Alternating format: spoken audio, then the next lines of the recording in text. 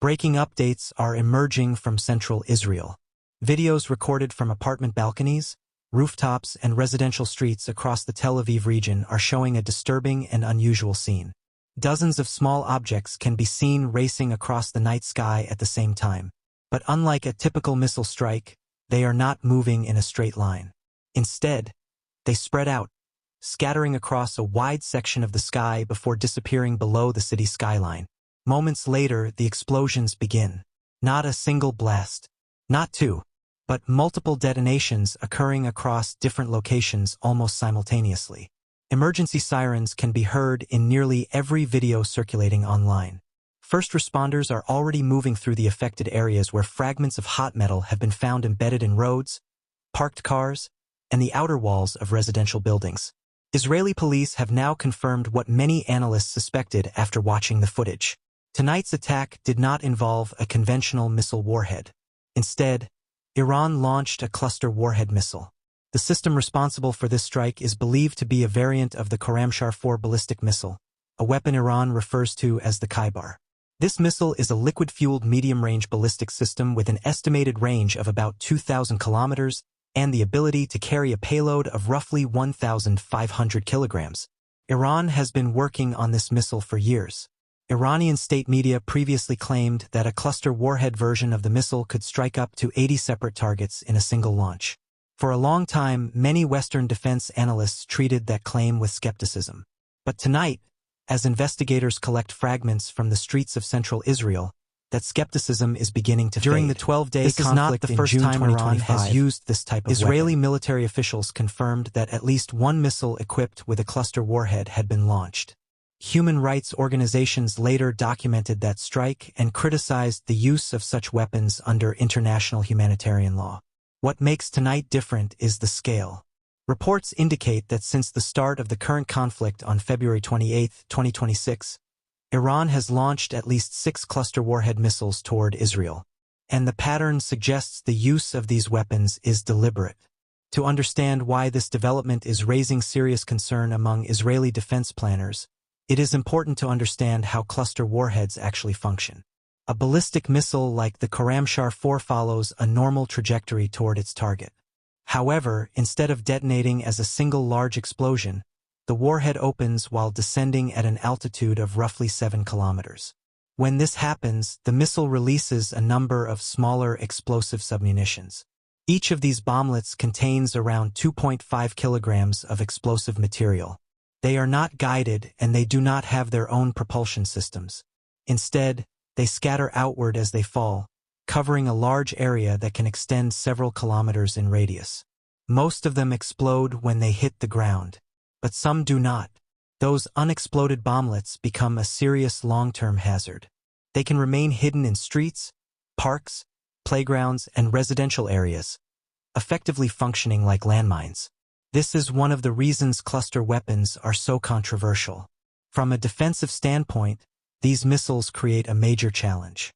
Israel's Arrow missile defense system is designed to intercept ballistic missiles before they release their payloads. If an interception happens at a high enough altitude, the attack can be stopped entirely. But if the missile opens and releases its submunitions before interception occurs, the situation changes dramatically. The individual bomblets are far too small and numerous for current missile defense systems to track or destroy. In other words, once the warhead splits open during its descent, intercepting the threat becomes almost impossible. This vulnerability is precisely the weakness that Iran appears to be exploiting. Defense analysts say that several strategic miscalculations helped create this moment. The first was the assumption that Israel's layered missile defense network could handle every type of threat. Systems like Iron Dome, David's Sling, and Arrow were designed to intercept different categories of missiles and rockets. However, none of these systems were specifically optimized to deal with ballistic missiles that fragment into dozens of smaller explosives during their descent. Analysts have also pointed out that mixing cluster warhead missiles with standard missiles in large launch waves can overwhelm defense systems by creating additional complexity and confusion. During earlier attacks, Israel's interception success rate dropped from around 99% in 2024 to approximately 86% during the 2025 conflict. That difference may seem small on paper, but in real-world terms, it represents missiles getting through defenses and civilians being put at risk. The second major uncertainty involves Iran's missile stockpile. Before the current conflict began, Iran was believed to possess roughly 2,500 ballistic missiles, rebuilt from around 1,500 remaining missiles after the 2025 war. Production has reportedly continued at a rate of dozens of missiles per month. However, the exact number of missiles equipped with cluster warheads remains unknown, and that uncertainty itself is a strategic problem. If defense planners cannot estimate how many cluster weapons an opponent possesses, it becomes extremely difficult to design an effective interception strategy. The third factor involves international law and deterrence. The Convention on Cluster Munitions, adopted in 2008, bans the use and production of these weapons. However, several major military powers never joined the treaty. Countries such as Iran, Israel, the United States, Russia, and China are not signatories. Because of this, some analysts assumed that political pressure might discourage their use. That assumption has now proven unreliable. The human consequences of these attacks are already visible. On February 28, 2026, an Iranian missile struck a residential area in Tel Aviv, damaging dozens of buildings. A 32-year-old caregiver from the Philippines was killed, and more than 20 people were injured. The following day, another missile struck near a synagogue and nearby homes in Beit Shemesh, a city west of Jerusalem. Several people were killed, including members of the same family. Dozens more were wounded. Although that particular strike used a conventional warhead, it demonstrated that Iranian ballistic missiles were capable of penetrating Israeli defenses. Since the beginning of the conflict, dozens of missiles have struck residential areas. Casualties have continued to rise. This situation is especially alarming because central Israel is one of the most densely populated regions in the Middle East.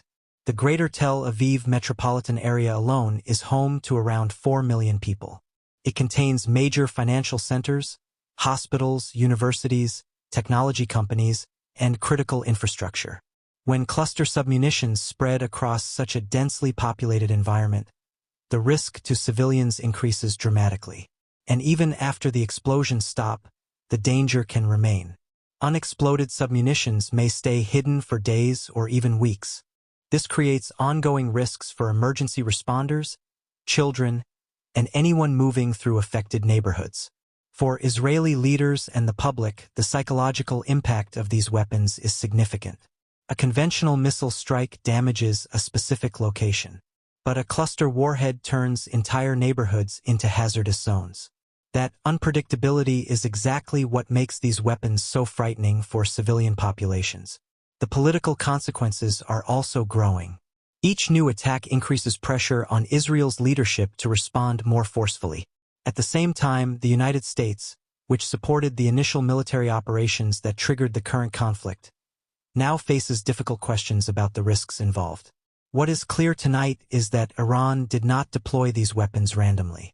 The cluster warhead missiles being launched now appear to be part of a strategy that was prepared long before the conflict began. Iran appears to have protected and preserved these weapons specifically for a moment when they could bypass heavily defended airspace and inflict maximum disruption. The key question now is whether the missiles used so far represent the majority of Iran's cluster-capable arsenal, or only the beginning of a much larger campaign. Because the Khorramshahr 4 is not the only system believed to be capable of delivering these payloads. Several other Iranian missile platforms and aerial delivery systems may also be able to deploy cluster munitions. And that possibility is what defense planners in both Tel Aviv and Washington are now urgently trying to assess. More confirmed information from central Israel is expected in the coming hours as investigators continue examining the impact sites and collecting fragments from the weapons used in tonight's attack.